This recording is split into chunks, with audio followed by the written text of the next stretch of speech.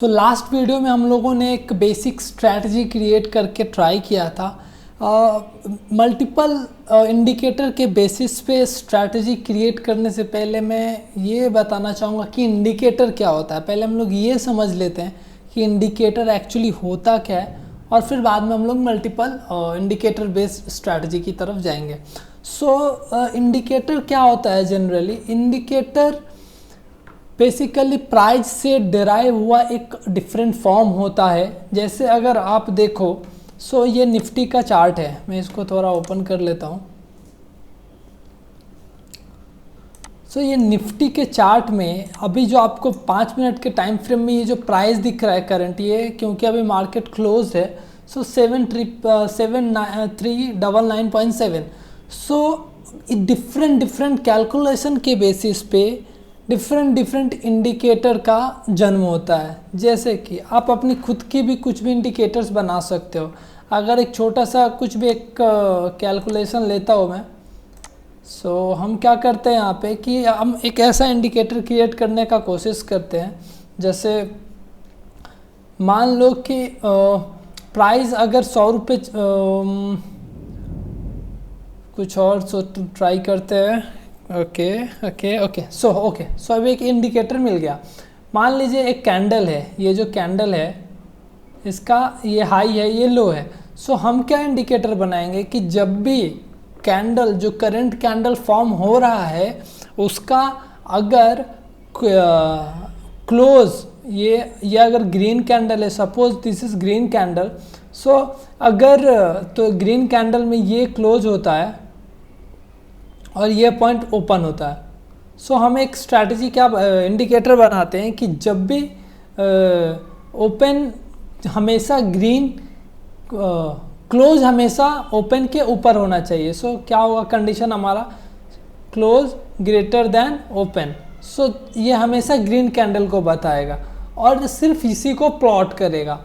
तो indicator basically होता यही है कि जो भी आप कैलकुलेशन उसे बताओगे, सिर्फ उसको वो प्लॉट करते चला जाएगा उस कैलकुलेशन के बेसिस पे।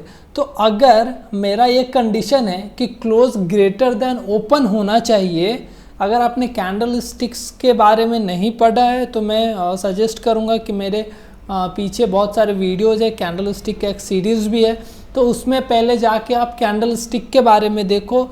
फिर कैंडल स्टिक थोड़ा समझ में आने लगे, फिर इस वीडियो को देखोगे तो ज़्यादा हद तक क्लियर हो पाएगा। ये जो हमारा कंडीशन है कि क्लोज ग्रेटर देन ओपन होना चाहिए, इट मीन्स कि ये ग्रीन कैंडल होना चाहिए। तो एक हमारा जो इंडिकेटर बनेगा, अगर यहाँ सपोज कर लो मैं यहाँ से प्लॉट कर रहा हूँ, हमारा एक ग्रीन कैंडल, ये जो इंडिकेटर बनेगा कुछ ऐसा बनेगा। सिर्फ मैं क्लोज को कंसिडर करूँगा। तो ये उसके बाद इसको ज्वाइन किया, इसको ज्वाइन किया, इसको ज्वाइन किया, इसको ज्वाइन किया।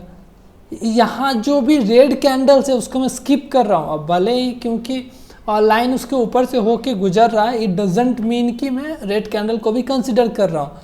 मैं सिर्फ ग्रीन कैंडल को कंसिडर कर रहा हूँ, ग्रीन कैंडल के क्लोज को टच कर रहा हूँ। ये देखो, ये सिर्फ ग्रीन कैंडल के क्लोज को टच कर रहा हूँ मैं। सॉरी, ये मिस हो गया थोड़ा। फिर ये इसको टच किया, इसको टच किया, अगेन इसको टच किया, इसको और ये इसको। अब मैं थोड़ा रेड डॉट एक डाल के आपको क्लियर करता हूँ।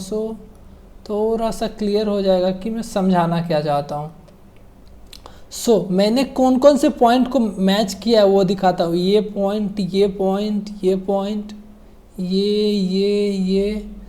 मैंने सिर्फ ग्रीन कैंडल के क्लोज को कंसीडर किया है, और जब मैंने सिर्फ ग्रीन कैंडल के क्लोज को कंसीडर किया अपने आप में ये एक इंडिकेटर बन गया। ओके, अगर रेड को करना होता तो ऐसा कुछ करते कि रेड का क्लोज क्योंकि नीचे होता है तो वो इंडिकेटर ऐसा बनता, ये। इस पर्टिकुलर इंडिकेटर में मैंने सिर्फ ग्रीन कैंडल के क्लोज को टच किया है। ये अपने तरीके से ये मेरा कैलकुलेशन हुआ कि क्लोज ग्रेटर देन ओपन होना चाहिए, तभी सिर्फ वो क्लोज को कंसीडर करके एक लाइन ड्रॉ करते चला जाएगा। ये हो गया एक इंडिकेटर। ऐसे ही relative strength index, moving average, volume weighted moving average, ये सारे इंडिकेटर किसी न किसी कैलकुलेशन के बेसिस पे हैं जो कि प्राइस से डिराइव होता है। Most of the indicator price से डिराइव होते हैं और कुछ इंडिकेटर्स वॉल्यूम और ओपन इंटरेस्ट से डिराइव होते हैं जिनकी संख्या कम है, लेकिन वॉल्यूम और प्राइस क्योंकि OI तो बहुत बाद में आया था, फिर भी OI के भी अभी बहुत सारे इंडिकेटर्स धीरे धीरे आने लगे हैं। सो इंडिकेटर का मतलब यही होता है। सो मुझे लगा कि मल्टीपल इंडिकेटर स्ट्रैटेजी में जाने से पहले मुझे इंडिकेटर को बताना चाहिए। आज की वीडियो के लिए इतना ही, मिलते हैं नेक्स्ट वीडियो में।